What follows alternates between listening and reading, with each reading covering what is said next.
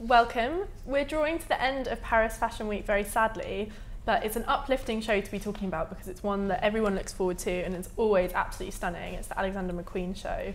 I've got an amazing set of panellists with me, sat on an amazing set of chairs because we do write about this on our blog and social media, but these are all chairs belonging to different artists. So I'm perched on Lucien Freud's chair, the one he painted Lee Bowery in, which is pretty cool. I won't try and remember who everyone's chairs is because I will probably forget, but you're on Nick Knight's. And is this Wolfgang Tillman? Is that right? No? Who's this one? Who? Barry Reigate, and then who's this one? It's Tobias Klein. Tobias Klein. So it's a pretty exciting panel on exciting chairs, but I'll let you guys introduce yourselves, starting with you. I'm Georgina Goodman, I'm a designer. I'm Katie Barron, I'm an author and a journalist. And I'm Frances Corn and I'm head of the London College of Fashion. So it's an amazing set of panellists from all different areas of fashion, which is brilliant. And can I just say, you are sitting on a chair that a naked person has sat on. I know, it's lovely, isn't it? That's why I'm doing a somewhat sensual pose this evening.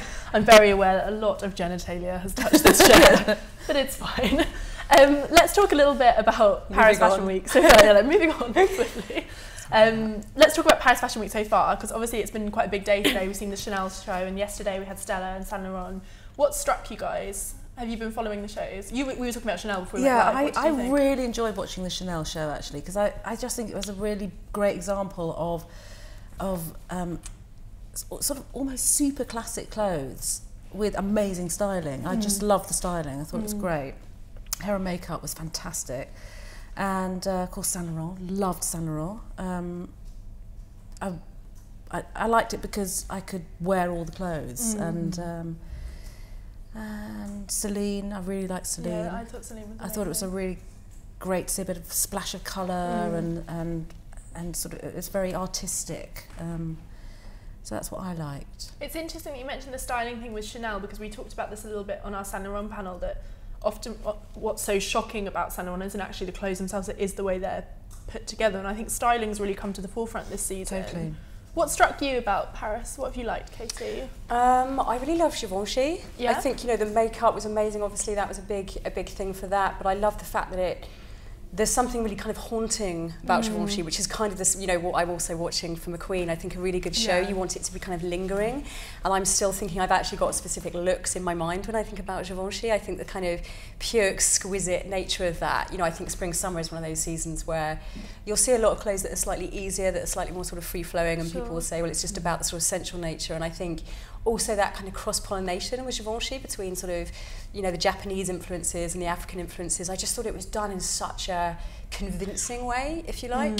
Also really like Celine. Obviously we talked about that on Sunday, but the more I think about it, the more it feels really liberated and really sort of rebellious.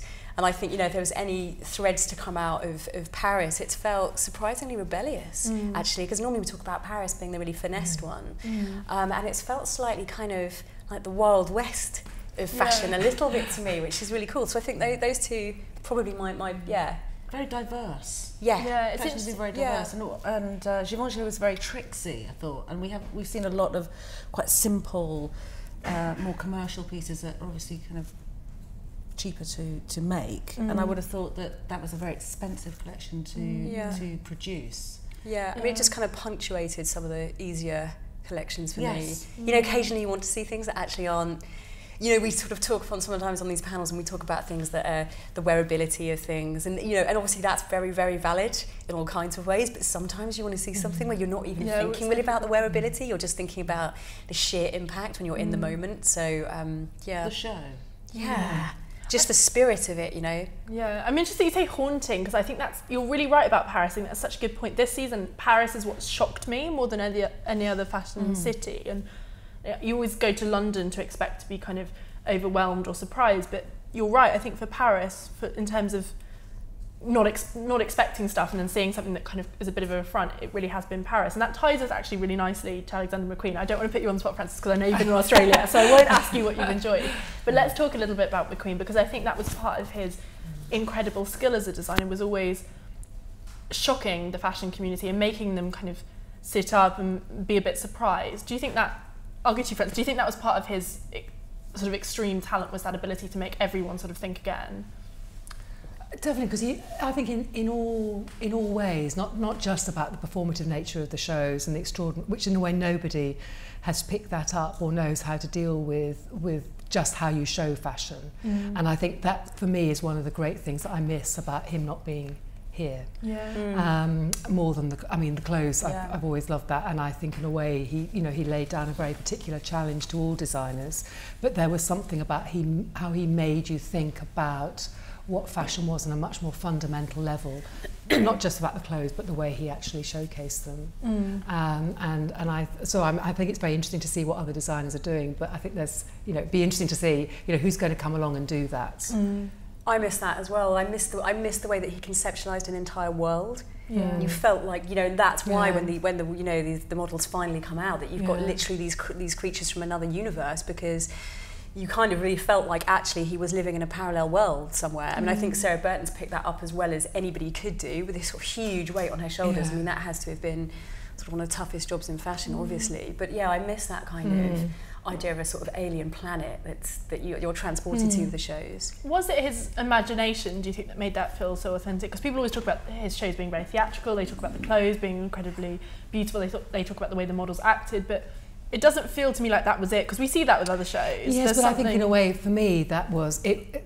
In a way, is describing. I mean, you could say they are theatrical or all of those sorts of things, but it actually was much more fundamental than that, because otherwise you could end up in a way sort of replicating that. Exactly, but you never knew what he was going to do, and that for me was about him having a real view about what he was trying to say.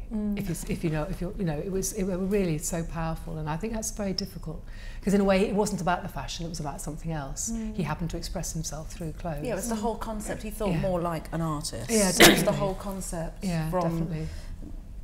The very beginning right through to the very end, right through to every single detail. And it's great that came through as well, because I think a lot of people try to have a concept but are not able to show.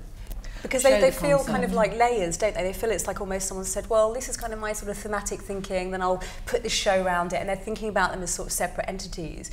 Whereas with him, you got that impression that, if you're going to kind of think about this woman and who is she and how will she be dressing, actually you have to configure an entire world. Or maybe the world came first, actually, and then the women kind of populated it. And so for me, I think, it's kind of, they came hand in hand, and they were inextricable. You couldn't have one without the other, rather than saying, here's the fashion and here are the props that go around it, because in other people's hands that sort of theatricality feels a bit like cropping. It does. Whereas with him, it literally feels like another world, doesn't it? But it was a whole world constructed beforehand. You talk about thematic, and even working with him, there wasn't a theme. It wasn't like you were working to a theme.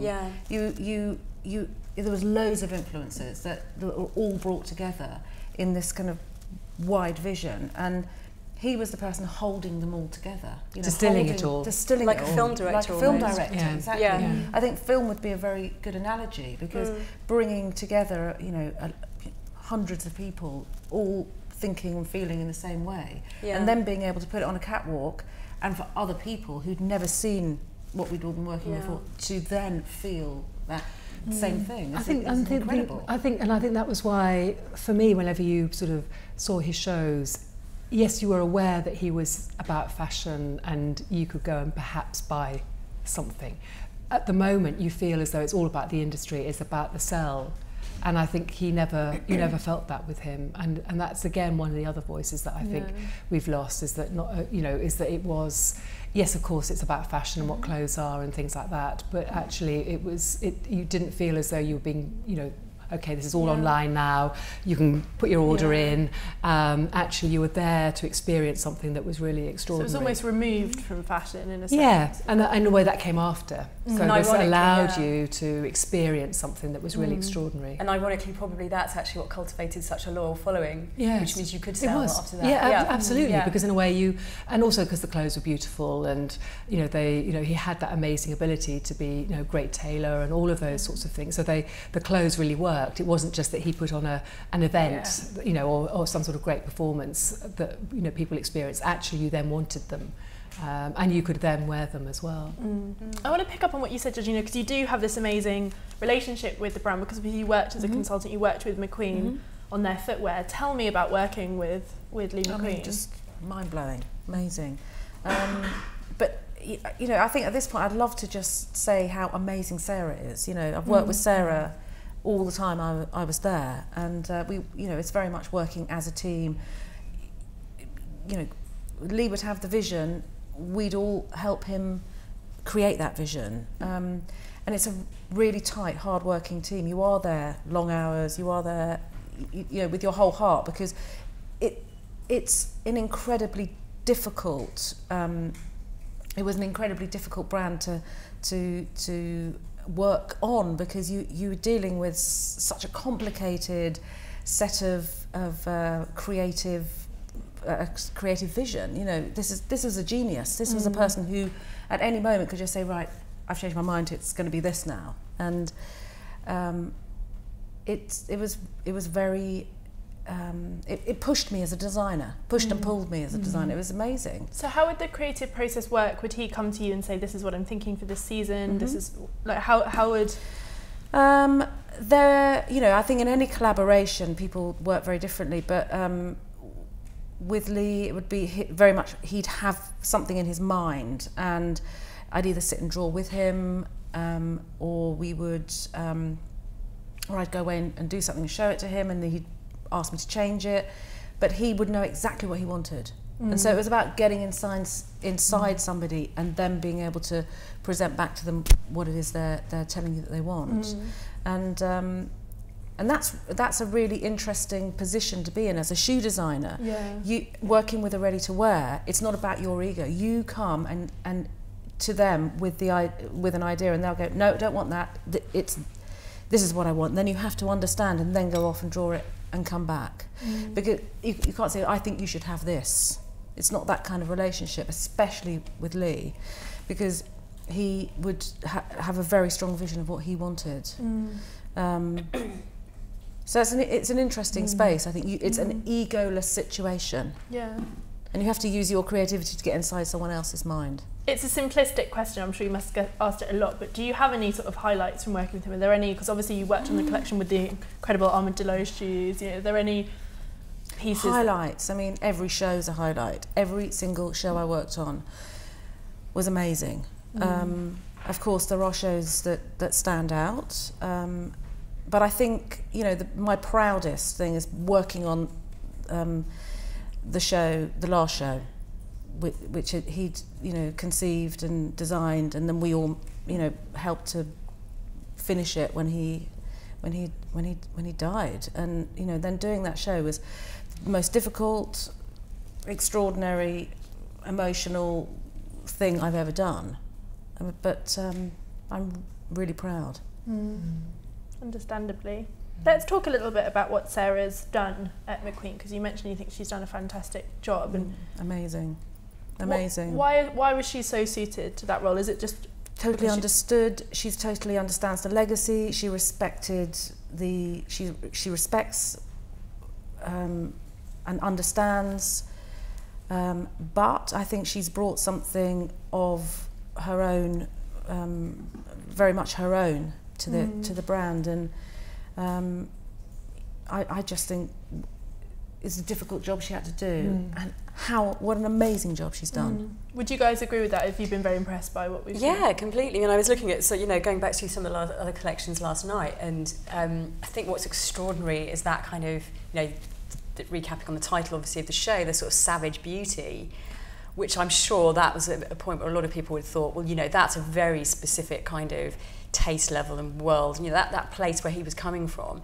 And she sort of, that kind of slightly tortured kind of elegance, that kind of has all remained intact, but it hasn't felt like, you know, she's just kind of carrying on the house line, the house DNA. And you know how some designers, you'll get that sort of feeling where they're sort of quite rigidly, almost like, you know, if we the sort of film analogy again, almost like when people are, you know, developing a film from a book, where you feel like they've slavishly sort of tried to continue it. It still feels like it has this amazing elegance, but I like the fact there's still that bite, there's still that kind of slightly tortured soul there. There's that sort of, because for me that's what keeps it so haunting, and obviously that sort of, it feels like an obsession when you're watching it. It feels like these clothes have been sort of obsessively created, and the world's been around them has been obsessively considered. And I think, I mean, I guess, you know, they worked together obviously for so long that sort of obsession, I'm sure that was, you know, they were probably literally like sort of two minds kind of working as one by the end of it. So I'm sure you said it's like you had to sort of get into to work for him, you'd have to get into that mindset. So therefore I'm sure for her it was just kind of a continuation of that. But yeah, I mean, huge sort of hats, big, huge, massive hats off for what she's done. I think it's really interesting because she, in a way, because she worked very closely with him, and then she, you know, sort of assumed that mantle and has had to, in a way, articulate her own voice. Yeah. It's not like when you think about some of the other sort of major, you know, companies or whatever, where they get already a name designer in, she has had to do it in a different way. Obviously, people knew her and knew her work and so on, but it's a slightly different thing than, say, for example, you know, Raf going to Dior or whatever. So I think it, you know, that's a huge challenge that she's had, and I think that, and in a very public way, when everybody's also going to be very critical, and I think that, you know, she's really risen to that. Yeah. And it's going to be interesting, I think, over the next few years, how she, in a way, begins to push what her voice is and where she actually takes that legacy that he has.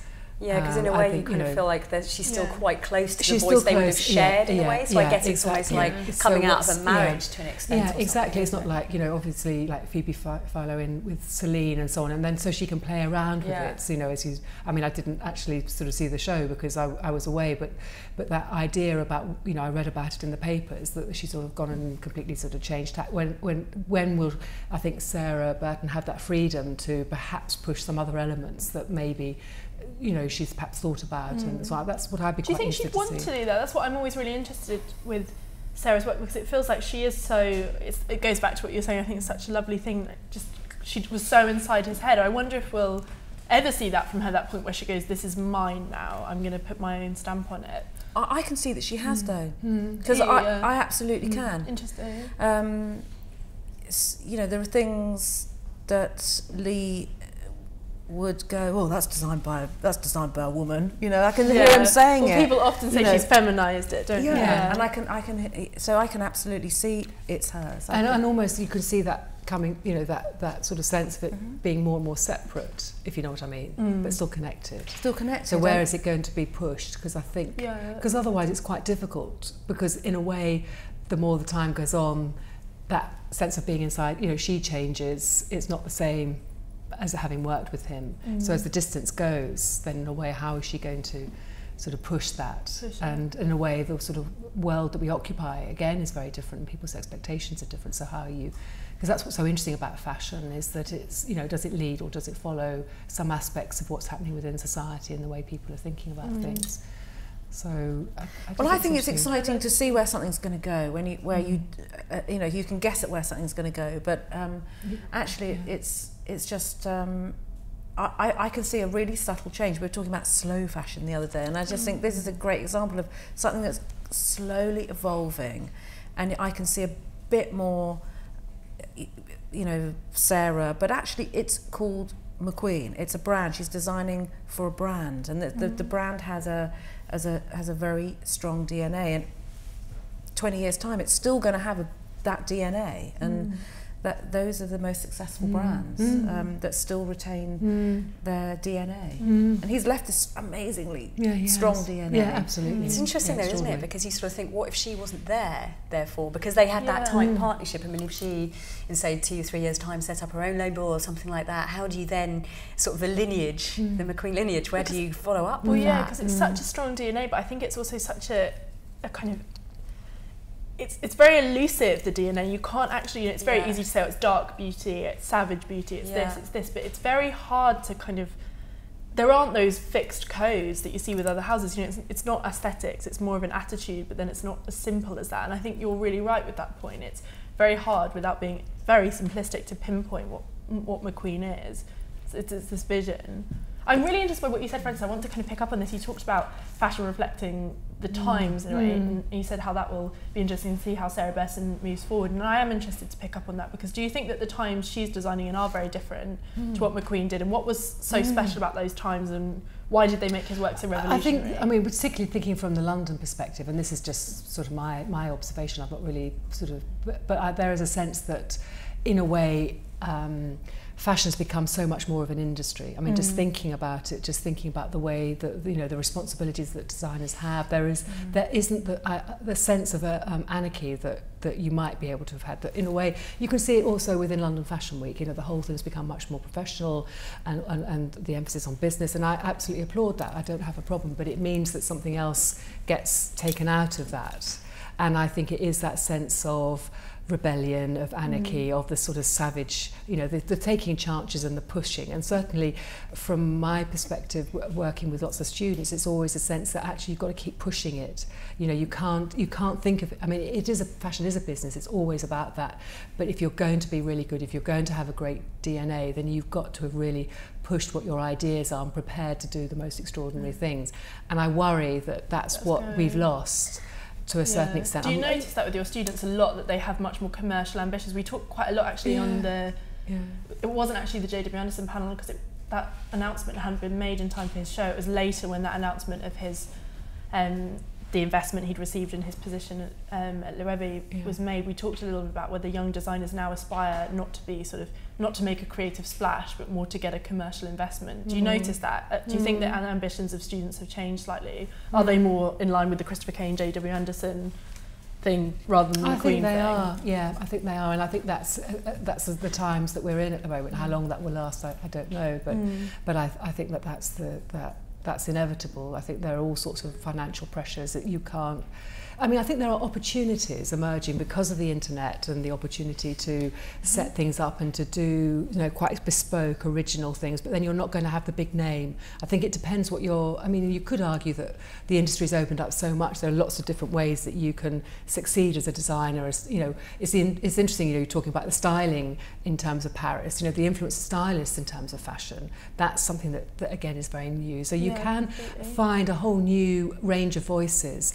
But what I think we haven't quite got in the same way is if you think about McQueen or Galliano or what, you know, you think there were some people who took extraordinary chances at times, and I'm not sure that we've got that in the same world stage it's capacity quite scary, that we have. Isn't it, if you think about students, that kind of the fear factor kind of squeezing their creativity at that age, they're already kind of thinking, okay, here would be my sort of route to success. It's almost like the kind of, you know, the manufactured pop band or whatever that's thinking, actually, if I do all the right things, I'll get there. And actually, although that's very valid and very true, and it's very, you know, good to have an eye on the sort of more vocational side of that, if you don't have that core and you can't stick to that, where will the next sort of set of visionaries come from? Because I mean, I interviewed Dries van Noten in the summer, and it was really interesting that he was saying that he still misses the days, he said, basically, you know, when we started doing shows and we would just put stuff out, he would literally just like send it out, see a bit what, you know, what the action was, and he said now there's this kind of level of consideration because you know, people like us will be talking about it instantly, and it's going to be Instagrammed and all these various things, and it'll be dissected immediately. That he said that he did worry that actually there was that kind of certain level of just sort of cavalier attitude where you do wild things, and actually those wild things would be the things that would spurn, you know, your collections as they sort of fully formed, and so you'll maybe never create fully formed things. Exactly, I think there's those wild things that then sustain you throughout your career, and if you haven't really pushed and had the wild experience and done the things that are extraordinary, and sort of, you know, whether that's to do with, well, it's not just to do with the clothes, it's the whole attitude and how you put it on, that in a way you don't get sustained in the same way, or you have to operate slightly differently. It's just it's a different environment that we're working in, and I think part of our role in the college is to make sure we keep pushing the fact that you have that chance to do those things. But of course, politically and economically, you're getting pressurised to say, well, you know, this is about industry, and you know, and obviously with the students paying more for fee, even though it's psychological, a lot of that, because obviously there's the sort of factors that you pay back over time and so on. It's not like you've got to pay it back or so on immediately. But there is a cycle, and also you know, students. I mean, our students spend thousands of pounds on doing their collections. I mean, literally.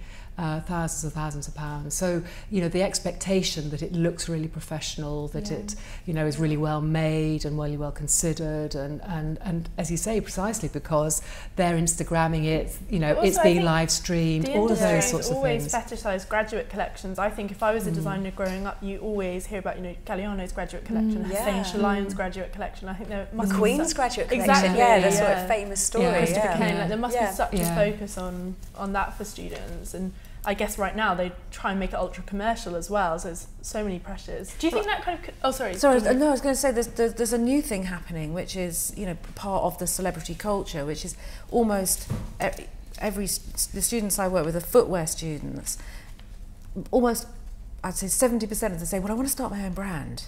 I mean, you know, you just think, well, you can't all be the designer. What about the great assistant, the great pattern cutter, the great production manager, the great this? There are other jobs in fashion other than the designer. Yeah, we've talked about that in these panels a little bit, and talked about, I think there's a lot more people that try and enter the fashion world now to try and be famous. So do I. You know, I and think that's a problem. It is a problem. And I think also you know, in fact, we were sort of touching on it a bit earlier. I think one of the other problems is that, in a way, the media and others don't sort of promote sufficiently the fact that the fashion industry is so collaborative. And if you are a great pattern cutter, you are working really closely, whether it's McQueen or Sarah Burton or whoever it is, to actually, you know, to make sure that the designs are realised.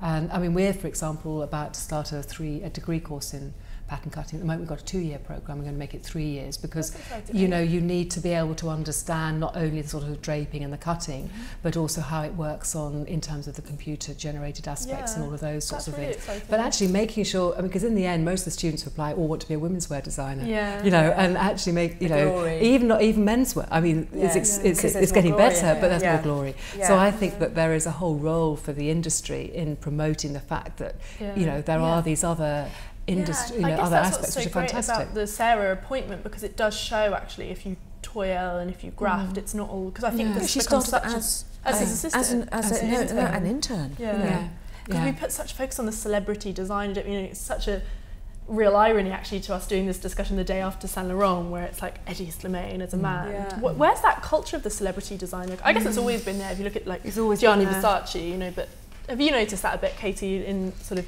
journalism, this focus on? Yeah, definitely. I mean, I think also it's sort of indicative of celebrity culture at large, that it's kind of presented that these people, you know, whether it's music or fashion or whatever, that people kind of pop out from overnight. Like you see it with a lot of young, you know, music stars, and actually, you can say they're like 26, which is still very, very young, but people that have been, you know, writing songs in their bedroom for like the last 10 years and have probably gone through 3 record labels by that point. It's the first time they have a label, you know, a record that's even played. Record. Vinyl. Not old, okay. VHS in, I don't know. It's even like on the radio or something, and everyone kind of thinks that it's sort of instant culture, but actually, I think it's really important to talk about, you know, how people like Sarah Burton and Dries Van Noten, you know, they're very big and kind of getting even bigger now, and it involves, you know, obviously like computer-aided design as well, on creating these entire sort of palettes themselves, so that everything from the pattern to a kind of new type of embroidery that might be kind of embroidery that wasn't, you know, traditional embroidery, but then with some kind of new tech layered onto it. They're creating everything from the ground up, because he said, you know, that to create his sort of world of fashion, it's almost like being, you know, a Renaissance artist and having, you mix your own paint colours or you create your own paint colours. Everything comes from scratch, like being, you know, like a chef or something, and you bring that up. And I think so those people, all of a sudden, hopefully, technology actually will aid that. But I mean, but going back to celebrity culture, I do think that we're kind of fed these sort of stories now, because that's a more exciting way to talk about it, that this person's been plucked out of nowhere, and a lot of the time it isn't true. But it must be very hard if you're young to sort of see that and feel that pressure and that panic, hence leading to sort of think, I better get out there now and be a hotshot now. It must be hard to feel that desire to want to be behind the scenes now. I think it's such a great point that how the fashion media just doesn't really focus on how collaborative fashion is. I think that desire to say, I want to be an amazing pattern cutter and work in-house, that must be really hard to keep that if it's shoved down your throat, that unless you set up on your own, you fail. You know, that's kind of, that is the big focus, isn't it? Is, and I think that it is the thing in so many ways, whether it's within fine art or even, I was saying earlier, if you're thinking about something like, you know, chefs and cooks, I mean, there's the whole thing, we're always wanting to privilege the young, so it's as you say, it's the, you know, the young, you know, how young are you, where's this talent going, and it's just this genius person, whereas in actual fact, you know, particularly in the sort of society that we've got now, you need a range of people. You know, you really do, you can't do it on your own, and that's one of the things we try and work very hard with the students, is to say, actually, you know, you've got to be, you know, let's put people together, and that would include also people who've done the sort of business management side, because you can't be expected to be the genius who can, you know, run the company, do all the sort of internet, know all about online, but you know, you just can't, and that's without thinking about all the other practical implications. Let's talk a little bit about some of McQueen's sort of star moments. They can be under Lee McQueen or under Sarah. Are there any, because I asked you for your highlights, which I hate doing in these kind of panels because I think it's really simplistic, but with a designer like McQueen, you know, you can indulge me. I think, what collections really strike us with McQueen? Because I don't want to ask about codes, because I don't think you can do that with McQueen. It's so much deeper than that. So maybe I should ask about collections. What have been the pieces or the moments that really sum up the brand? Highland Rape. For me, that was just like, when I saw that, I mean, it makes hair stand on end, and it was just an amazing show. And then, I mean, I would say that's my favourite show. What struck you about it? Were you there at the show? No, I wasn't there at the show. What struck me, I think I think we were talking about before, that it was like so shocking, and is that McQueen to you? When you think McQueen, is that kind of pushes the boundaries? He pushed every, you know, I don't know. I mean, I'm sort of speechless when I think about him. I think that's kind of what, and then I can't really say, because I work with him behind the scenes. I mean, my highlight is watching him take a pair of scissors to kind of 40 yards of material and making a dress. That's my highlight. It's not a show. It's an actual physical memory. Did you enjoy working with him? Yeah, I loved it. I really. I mean, like, you know, tears, laughter, tears, you know, absolutely terrible. You know, I'd come home, never again. And I'd always do another show. I'm not doing that again. That's awful. And then I do it again. And I think it's really interesting. We've said the word collaboration, because it's about the team behind these genius designers that, you know, to get an amazing dress onto a catwalk, it takes every single person loving every single stitch that they're doing all night. And the model loving wearing it. I mean, you know, in Paris now, there'll be, in the last 6 days, 7 days, whatever it is, there will have been people having fittings, models having dresses made for them or fitted onto them and then remade, and I don't know what decorations, but little things sewn on them, and it's just such a labour of love. And I guess also because it's not one of those things that's just a flat trajectory where it's like, this is the collection, this is how we're going to do it, and you do that and you do that. It's probably more like, I imagine, where it's constantly changing, and because with that kind of level of obsession, it's not going to be as smooth. No, because there's lots of things sewn on, lots of teeny weeny things that you can't see unless you're right up to the dress. And but I don't have a. That's my favourite show before I worked with him. You worked there. Does Highland Rape stand out for you guys as well? Yeah, I also love the, I don't know if this is the right title, but the robot one, where you've got the kind of the spraying and the kind of just the, with the idea of something that's not even entirely finished while the show's still in progress. It's just, again, something really liberating about that. Yeah. You know. That footage of someone getting sprayed, it's just incredible. Yeah. Amazing. Have you been to the McQueen shows, Frances? I haven't. I've only, you know, you've only seen them, no, I haven't. But I mean, for me, in terms of the sort of, it's the Highland Rape. I just love the whole aesthetic of that show. I really do. What influence do you think he has had on London? Because people always talk about kind of London fashion as being rebellious and as being the city of sort of super creativity, and sometimes I kind of sit back and I question, has that always been the case, or did that come out of McQueen a little bit? And I think it's so hard to pinpoint his legacy. And I think it was there before, because I think it is part of London. Yeah, it's actually punk. It is the punk. It is, yes, it's the Westwood, and even people, I suppose, thinking about Mary Quant. You know, you think about what she did was really revolutionary as well. So you've got that sort of legacy of rethinking what fashion, you know, rebelling against the sort of establishment and things people like who that. aren't so well known, like Chris Nemeth. and you know, other people who aren't as well known, designers who haven't had big catwalk shows, and all those things that feed into what influenced Lee to and his tailoring, and you know, working in a very kind of blue chip way. But I think that's very London. That's like taking things that already exist and sort of codging them into a kind of great jacket.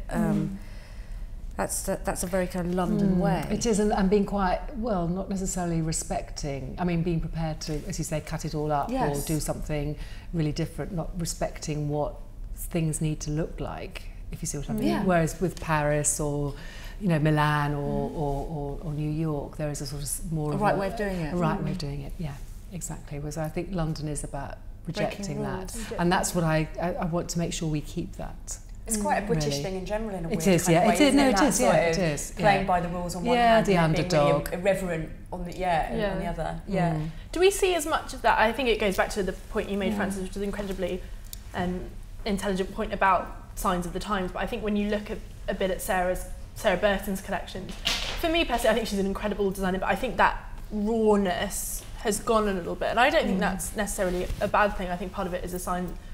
Is she's working under, it's a big brand now, it's very different to when McQueen was doing sort of Highland Rate. But to me it feels perhaps that raw savageness has been replaced by a more decorative element. It's more toned down and more decorative, but I still think in some of the shapes that she's doing, she's keeping that going, because that's what I feel. The bee, you know, the bee. Amazing. I think this time last year, wasn't it? You know, you had a sense that actually she's pushing that in a way that other designers. I mean, I think Dries is an interesting one, because I think he sort of does that, and something like Gareth Pugh. But I mean, there aren't very many who sort of work that. Yes. I think you're right that it's not maybe so savage anymore, but I think there's still definitely a sense of danger in there. Like particularly in the men's. I don't know if you guys went to the men's feels really. Yeah, I mean, I'm definitely thinking more of the women's really, but I'm thinking, you know, even with the sort of the lace, kind of, you know, the veiling, this huge thing for veiling, and this sort of almost like religious sense of restraint and things like that. You know, it's quite subversive, it's quite challenging. You know, there are sort of quite controversial sort of undertones to what she plays with, and I think it's definitely coming from a more, you know, from a female place, definitely. But there's still that sense of danger. I think the other thing I quite like is that you also have a sense that some of them are going to be quite difficult to wear. And I quite like, you know, at a time where you feel that the industry it's all got to be really easy and you know, not comfortable, but actually marketable. Even thinking about Saint Laurent and some of the things that are happening there, actually you have a sense that she's playing with constriction and things like that, which I quite like. Yeah, I love that. I think it's a challenge with McQueen though, because I love that about the shows. But there is this. I think we've talked actually a lot this season, more than we have usually, about commercial collections versus catwalk collections, and that is the only thing I find with McQueen a constant kind of frustration, is the catwalk shows are so incredibly awe-inspiring and beautiful, and I just think out of all the sort of top brands, it's the only one where that doesn't just translate as well into the commercial. You know, it's like a nice cocktail dress with the bee print on it, and I always feel like it's such a shame. I feel like it doesn't. I don't know if you guys agree. It just, there's something that goes missing, and I always feel that a bit when I watch the show. I'm so struck by it and I love it, but then I always feel a sense of sadness when it finishes, because I feel like that magic won't quite I think you'd be disappointed if she just did a kind of bee cocktail dress though. Because, I'm still glad she does it. I'm really glad she does that. That she still, you know, that there's still that freedom in the show, because I think if we lose the freedom in fashion shows, it will all just homogenise into sort of like, and everyone will just look the same. What I would like is that point that you're saying, is that I'd like to also be able to go and buy it, or somehow that translate into an equivalent, which I won't necessarily sell very well, because but I think there are, for me it raises all sorts of issues about how we dress, and the idea about what's comfortable, or what, you know, and I think I would like that to be pushed a bit more, because I think you can still buy what's on the catwalk in McQueen. I think you can always order it. You can, you know, there's always, there might not be the whole outfit as well. That's the thing. You see, if you go on some of their stockists, especially online, the pieces that come to symbolise go to the shop. But it is the frustration of buyers. We've had designers say this when we've interviewed them, is that the way their collection can be whittled down by someone else's vision, a buyer's vision, is really frustrating. And I think that's the case with McQueen. Like when you see that collection on one of its top online stockists and it's so watered down because of the buy they've made, it is, I loved when every day walking down Sloane Street and seeing the incredible McQueen dresses in the windows, it was just amazing. But then you go online and you don't get that, sort of not online, no, but I just think you know, it's great to buy the simpler pieces of McQueen online, but if you want McQueen, you want the experience, you go to well, they've just done a shop, haven't they? Yeah, they've just redone the shop. I walked past the last night. Yeah, it looks amazing. The shop looks amazing, and there are the dresses absolutely centre stage. You can buy those dresses, and you go in there, and you know, there's great staff that have been working there for years, and they'll tell you the stories of the dresses and the show, and you're part of the, you're in McQueen. You know, it's a great experience. If you've got the money to buy McQueen, you probably could afford a trip. You know, spend a couple of weeks in the shop. Go to the shop. So you might as well. Shall we see what Sarah Burton's done for this season? I'm conscious there's so much more to ask, but I'd love to see her collection. See, I was just going to say, I totally agree with Georgina about, you know, the day that we don't see that on the catwalk from McQueen. Yeah, it's a sad I feel day. like we're slightly screwed. No, we in are. fashion in general. Totally. If all of a sudden we see a totally saleable item, you know, it's like I even whiz through the resort stuff really quick because there's some stuff I'm like, I don't even want to see. Just a very simple draped dress. Yeah, you don't want that. It's too wearable. Don't want to see it.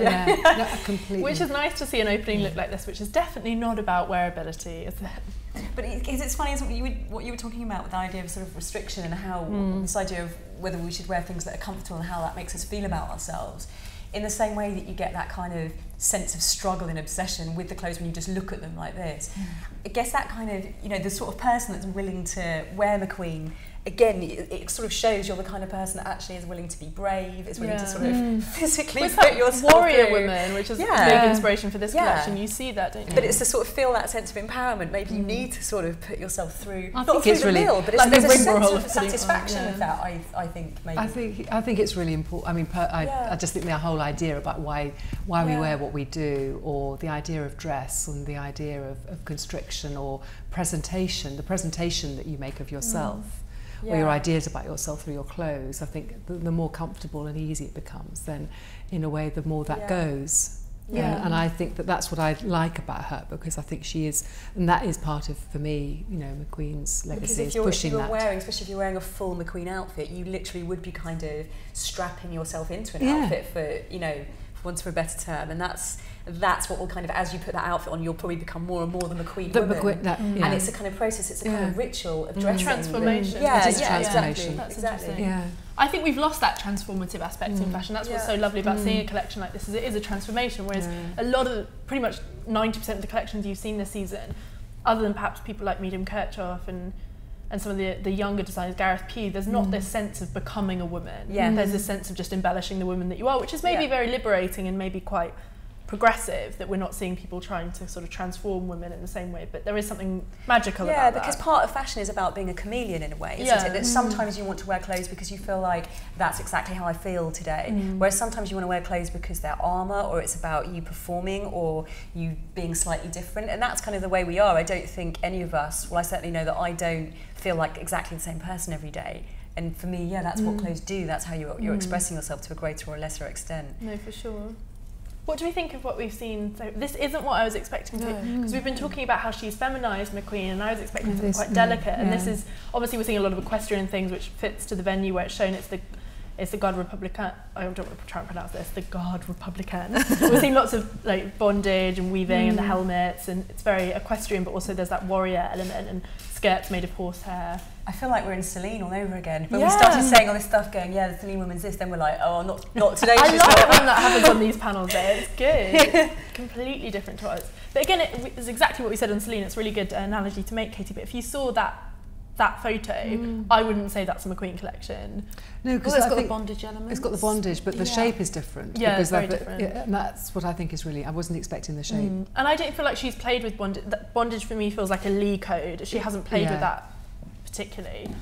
It's got that kind of futuristic feel from a couple of, what was it, how many seasons was it ago, where you had the sort of almost like visor style the B kind collection of was this time last year. Oh, and even the one before that, and the where one you before kind that of had was huge with the very tight belt. The silver visors, you mean? And she was sort of talking about, it feels like it's picking up on that thread again when she was saying, she wanted to kind of look into the future, but she felt that the future was always a very cold place. And with this, she was trying to kind of bring that warmth back into it, and this kind of slightly alien feel. I mean, there's definitely a kind of the alien warrior going on here. Amazonian. Yeah. But I love the mix between something incredibly antiquated like that Amazon thing with something so futuristic. I feel that's something McQueen always did beautifully, that sense of heritage, obviously from his Savile Row background, with something that felt incredibly progressive and futuristic. And I feel like this collection really captures that. I like the layer, or the sort of the movement, the sense of movement that you get in these as well. I mean, for instance, that skirt we just saw, that will sell. That will sell. The top, yeah. the thing will not. It'll just be a gorgeous thing that'll be sent out to press and be in the shop windows. As a dress, you can imagine that selling actually. Yeah. As a kind of all-in-one. You've got that kind of almost African-esque neck brace again. It's reminding me a little tiny bit of Givenchy in that respect. The sort of Japanese samurai, the African sort of. This feels more pared back compared to, I think maybe it's because I was so struck by what we saw last season, which was so incredibly ornate. And we're not seeing the thing that is going to be amazing, which is what's happening with that material, how is that printed, how is that woven, what's happening with that belt. We're not seeing all the amazing adornments that will be going on. Is this a surprise to you, or you must know the house so well that you can see the codes and everything? Yeah, it's not really. I think it's really sophisticated. I think it's very Sarah. I think, to me, I know we've only seen a few looks, so I don't want to speak too soon, but this feels more relevant. It feels not more relevant, it feels the relevance has become the focus. It feels like she has looked at how women are dressing, and that feels more in keeping with... like even those little bralette tops and the shapes that we're seeing feel like she's looked at what's happening on the street. Keeping the brand relevant. I mean, you have to keep a brand relevant, or as it just becomes a sort of dinosaur, doesn't it? And it becomes a pastiche of itself, almost, doesn't it? Yeah, because there were such the kind of religious overtures, and the last couple was sort of so glaring in a way that you don't see this here so much. And I think she had to do something that was a flip of that, because obviously that was a special collection, because she was at a stage of, I think she was about to have her babies, or she just had her baby, so she kind of hit that collection. It became more of a much smaller presentation, so it's actually nice to see her come back and do something that's a proper big show. Yeah, a big show, exactly, and a big show that has a marriage between commercial looks and more. This is interesting, isn't it? You've got all again, it's that the sort of baby doll look. Wait, I was going to say baby doll. And then with the really restrictive, almost like the bracing, bracing to it. It's kind of weird combination. Yeah, but I like that to me is really subversive. That look, there's something quite fetishistic about it. It's quite dark. Definitely. And it's particularly dark because you've got that baby doll look, and because it's in white that you've got that sort of. Absolutely. Because from if you kind of waist down, it's incredibly virginal. Like even with those little kind of shoes that look like it could be an ankle sock. I think it's actually just the shoe, and then those pedal pushers. Or an ankle tag. Yeah.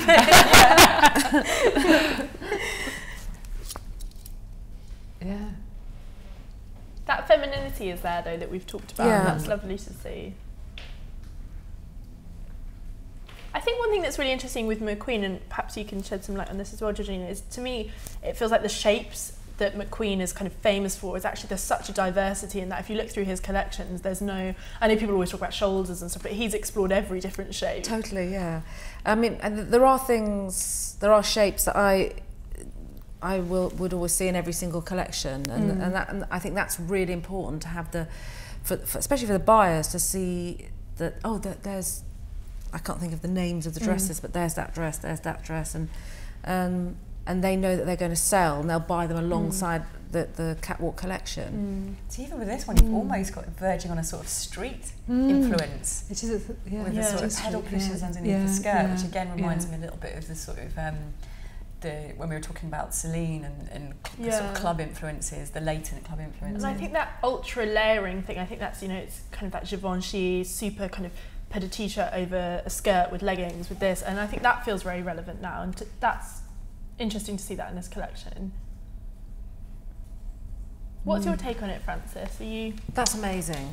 Yeah. I mean, I think the street influence seems to be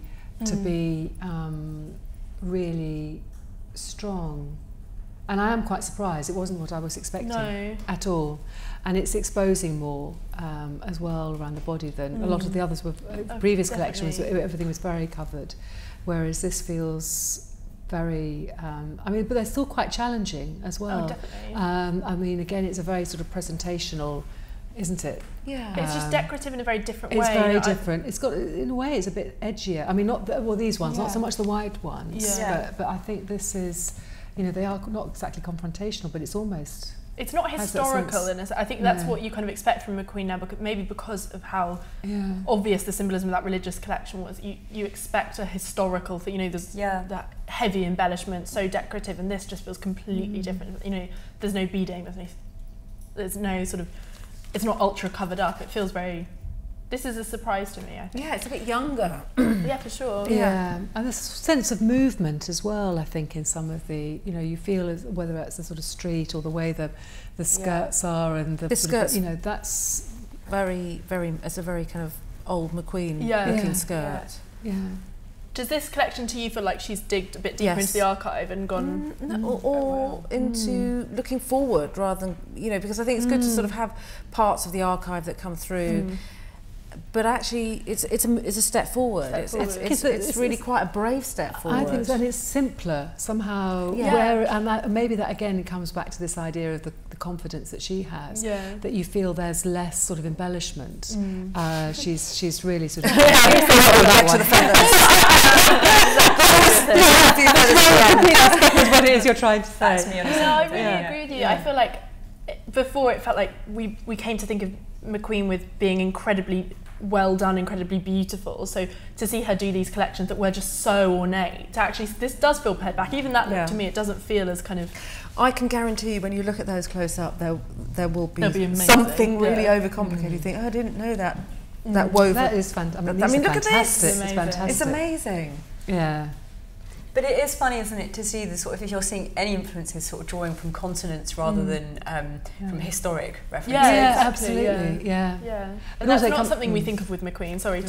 Well, no, I was just going to say it comes, but also these come back to the idea about how some of these pieces might translate into the sort of ready. You know, could you go and buy them? And I love the idea that you would see somebody wearing that.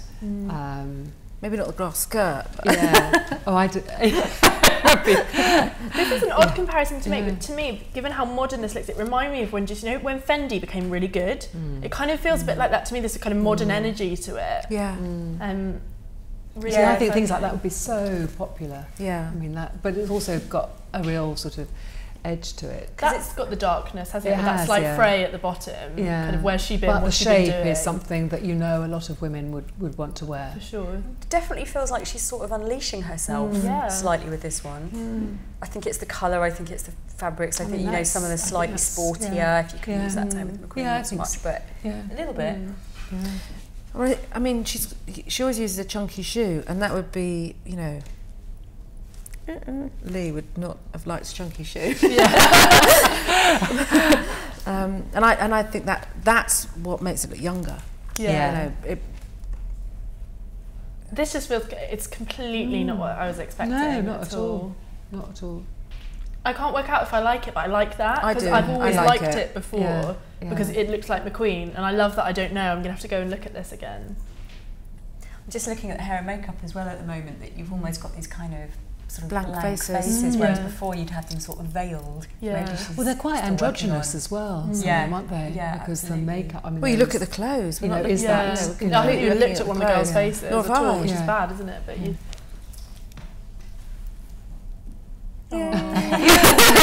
Should we give her a clap? I love how Sarah barely comes out. You know, she wouldn't want to come out. What do we think of that as a last lick? Oh, I love it. Big Bird. It's not my favourite. No, I like it. Oh, I think I'm really biased, aren't I? I'm really biased. But I just love Sarah so much, and I'm so proud of her. So, you know, I'm being a mother to twins. You know, I'm doing a collection. I mean, how do you do that? Is this coming into her own, do you think? I think so. It feels like it, doesn't it? It really does. Is there anything to do with, this is a bizarre question, but we talked about this with Selena. Do you think there is anything to do with when women have children or when they're pregnant? Does it affect their design? Because people talk about this tons with Gucci. Do you think so? Yeah, absolutely. Absolutely. I think it can't not affect your aesthetic, how you feel. Because when you design, it's about how you feel, and you feel completely different when you are pregnant, when you've got children. I think it's got to affect your aesthetic. So can we tie a bit of this to what's going on in her personal life? Yeah, there's not so much expression in there, is there? Yeah, she's like a big load of feathers and everything. I don't have a baby doll, that'll look nice. Yeah, that's actually true. A baby doll. She's like, Yeah, "Let's keep that's it great. loose." Anything trapeze would be fabulous. Just a whopping great ruff Yeah. to cover up the Cover middle it all area. up. Yeah, exactly. Do you think there is something to be said? I always talk about this because I'm obsessed with gender, and I feel really sorry for the rest of Show Studio because they have to listen to me bang on about it all the time. But do you think there is something to be said for women, designing for women? Does it change how... We talked about how she's feminised, or is that really simplistic? I think this is definitely a collection designed by a woman. And I think you'd be able to tell that. And there's there's no right or wrong. There's no, which one do I prefer? I like them both. I buy collections from men. I buy collections from women. But I think you can tell when it's designed by a woman, and I think you can tell when it's designed by a man. Do you guys agree? Do you agree, Frances? Yeah, I do actually. I do. And as you say, they're just different, and that's good. But I think that this is, if you look at that I just think it feels like that totally. I wouldn't have said that was designed by a man. It'd be quite an interesting test to do, wouldn't it? Yeah. Yeah. Really would. Good, it would be. Yeah. Especially seeing as there's been so many collections this season where actually I'm not sure I could pick who they were by at all. I completely... This is the season where I think if I hadn't followed the collections at all and you lay the thumbnails of the opening look or some of the looks out to me for each show, I couldn't say... I wouldn't have gone, that's Celine. I wouldn't have said this was McQueen. No. And that makes for why has everyone woken up this season and gone, I'm going to do something different? Oh, gee, I don't know, maybe it's partly kind of this, at least talk of coming out of kind of economic austerity that people are just, or it's just been in it for too long that people want to rebel and they want to have a fresh sense of life. This is particularly interesting for me. I think probably is to do with having kids, but there feels like with all the previous collections there's been this huge, and it's not just, I don't think, because of the historic references, but this huge sort of weight of history beyond it, whereas this feels like that's kind of lifted it's like a a little rebirth, bit. doesn't Whether it? Right from, through the colours to the actual physical restrictions, but it does feel like there's something kind of bubbling up here that isn't quite so tethered to that sense of weight anymore, and I felt Celine was the same. I also think that, when you think there's so much fashion out there, so many companies, so many brands, I think there is, for me, it also feels like people are trying to say this is about being much more individual, or trying to define in a different way what this house is about. And I think they're taking chances more, which I find really exciting. I guess this is the good side of there being more pressure on designers. We often talk on these panels about how the pace of fashion is really unmanageable, but it's been actually nice to see this season people realise that they have to kind of constantly be evolving, and it feels like people have had fun with it. Like that Celine collection, it felt like she'd had fun designing that, and to me this looks like this was a joyful process for her. Yeah, because otherwise you kind of get these tiers, don't you, where the huge big sort of fashion houses kind of dominate, but they dominate in these, with the DNA of the house, it just carries on and on and on. They become these pillars. Which is what we see in Milan other than with Prada. Yeah, but these exactly, and these kind of pillars that just sort of stay, and they don't waver and they don't move and they don't really reflect how we're changing and our lives are changing, and actually you kind of want the really big houses to be the people that are really pushing it forward in a way that, because then it kind of lays a path for younger generations as well to realise that actually great fashion has to be brave and it has to be unorthodox sometimes. It's not just about codes. We use the word codes all the time, and sometimes you have to reinvent those codes. I think that's such a good point, and I find this goes back to something you said, which has really stuck with me, that signs of the times thing, and often that's really true. It feels like the people that reflect the culture we're in and the signs of the time the best, it's the younger designers. They pick up on that, they play with it, they joke with it, and it does sometimes feel like these big houses are just completely removed from that. And actually this season that's flipped on its head. It's felt like even people talked a lot with the Gucci collection for the men's, how sporty it was, and it does feel like this season everyone's kind of come out of their ivory towers and peered down and gone, oh, we'll do something different. And that's really nice, I think, really exciting. Yeah, because even Gucci, actually thinking about that with all the kind of the meshing and the sort of sportiness and the sort of that was really well done for me, because Gucci, you're never sure whether actually you're just going to get some really sexy stuff. Nice colour. You can see it so many times, and it's not necessarily. So it doesn't tell you about the society that made it. Does it? No. So it's kind of, you sort of feel it's more reflective of maybe what's going on in music, or just a general sort of zeitgeist. Or it's definitely a sort of push and pull, because obviously fashion reflects to a certain extent, but it definitely has to lead as well. And it feels a bit more like that this season. I think it's been a really exciting season actually. So what does this tell us about the times we're in? What does this tell us about the state of fashion? We talked a lot about what the organisation. I thought the point that you were making, Katie, about the sort of influences that have been drawn, which are much more to do with Africa or nomadic and all of those sorts of things. That I think is really interesting. So for me, it's that's what I've taken from this, which is less to do with the other religious iconography or other received imagery. I think breaking rules is I think it's interesting what we were talking about. There used to be the young designers, and then the established houses, and of course now all the established houses, which are sort of fit into two camps almost, have taken all the young designers in. So they've all, come on, you all come in. So it's sort of lots of young heads in important roles, and I think like Kim Jones at Vuitton and people like that. You know, more people from the clubbing generation actually. So you might even be getting back to a stage, you know, when we saw kind of, you know, the days were sort of, you know, when Dazed and ID started, and actually people started with this whole sort of maelstrom of you know, influences converging, which is, and it kind of goes up and it goes down as well, because obviously a lot of the younger designers are also looking upwards, as well as, it's not like everyone's just looking to the street and just doing really urban stuff. I think it's exciting when it starts to cross-pollinate a bit more. So this is the season of rule breaking, is that what we're saying? Yeah, it is, but I worry that, you know, if the big boys take in these designers, they still have to make money, these designers. You know, they still have to toe the line somehow. So will all that kind of creativity be allowed to flourish, or will it just be squashed and crushed? That's we're yet to see. But there's a lot of hope in fashion. If money's being invested in it, there's got to be hope.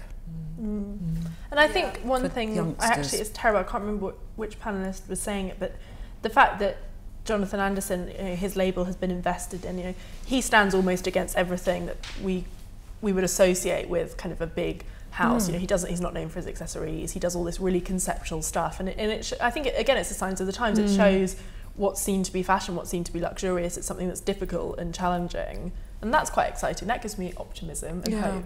I wonder. I think it's about sort of fostering the collaborative thing that you were talking about, Frances, though, that sort of intergenerational thing that hopefully, because you know you could say that, you know, some of the big houses would just sort of want to pull someone in that's a renegade. It's really good for marketing purposes, someone they'd just be in for like a couple of seasons, but you would hope that actually you'd have all the people in that house, you'd have the younger designers, but you'd have sort of the older heads in there, the kind of amazing craftsmanship. And if you can get that mix right, that's probably when it gets really exciting, when you have someone that's a completely fresh brain, but you have the weight of experience and talent and, you know, in every different respect. I think that's probably, you know, like you were saying, it's like a film crew or something. You have, you know, it's like having a, you know, 90-year-old cinematographer or something like that, you know. So to sum up, what does this say about the direction Sarah Burton and the direction McQueen is going? We've talked a bit about the shapes and how, you know, you can see we all keep saying it, the codes of McQueen in there, but what does this say? Because we've all kind of acknowledged this isn't exactly what we're expecting, as much as we can see sort of the McQueen DNA in there. What does this say of what's next for Sarah Burton and what's next for the McQueen brand? Is it her being more confident in her? Yeah, I mean, it's got a strong feminine edge, and I think it shows that, you know, Sarah is a very creative designer, and she's taken that DNA and almost done. If she'd come to the brand afresh, this is maybe the collection we would have seen. That's interesting. Yeah. So you think she's it's almost like a debut collection? Would you guys agree with that? Do you think? Yeah, it's very different. Yes, and you can see there are various references, but in a way, it's less to do with that.